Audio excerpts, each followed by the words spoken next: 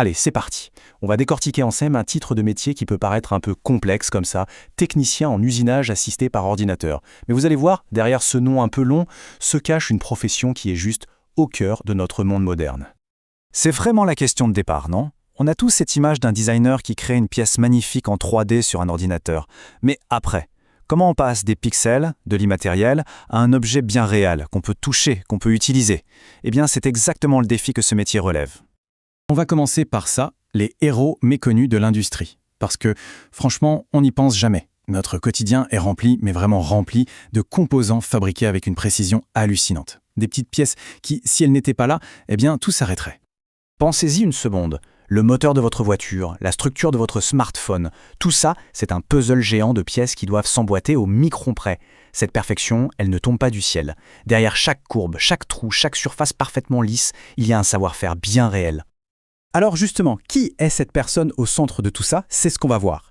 Son rôle, il est fondamental. C'est lui, le pont. Le pont entre le monde virtuel du design et le monde bien physique de la fabrication. En gros, si on devait le résumer en un mot, ce technicien est un traducteur. Il prend le langage d'un plan numérique, d'un modèle 3D, et il le traduit en instructions, en un langage qu'une machine peut comprendre. Et cette machine, elle va ensuite sculpter la matière pour créer la pièce parfaite. Et pour faire ça, il y a principalement deux grandes méthodes. D'un côté, on a le tournage. Imaginez un tour de potier, mais pour du métal. La pièce tourne très vite sur elle-même et un outil vient enlever de la matière pour lui donner sa forme. De l'autre côté, il y a le fraisage.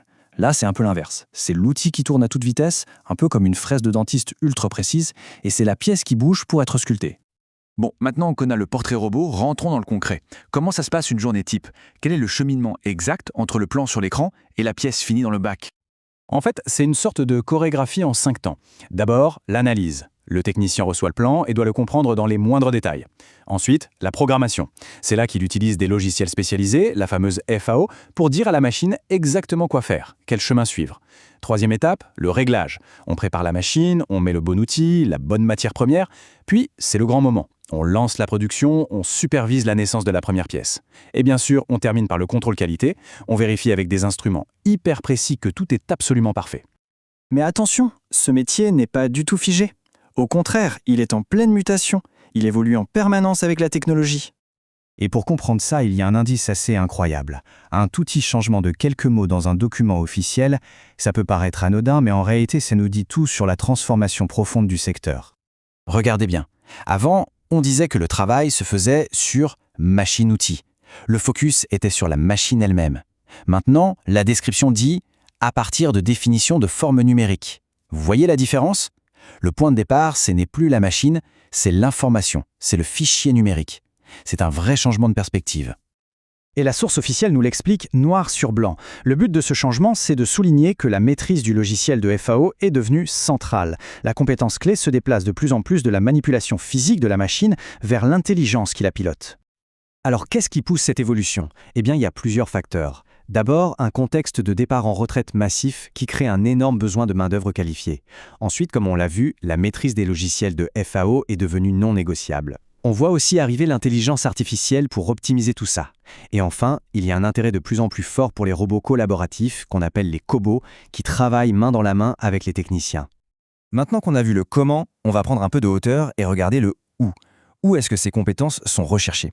Et vous allez voir, l'impact de ce métier est colossal.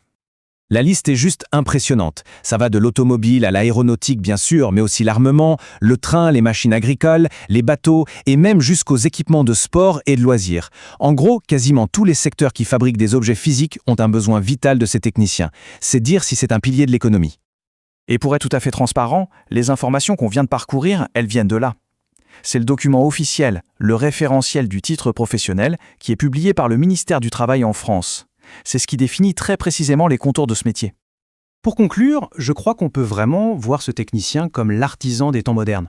Il a la précision et l'amour du travail bien fait d'un artisan traditionnel, mais ses outils, ce sont des logiciels surpuissants et des machines robotisées.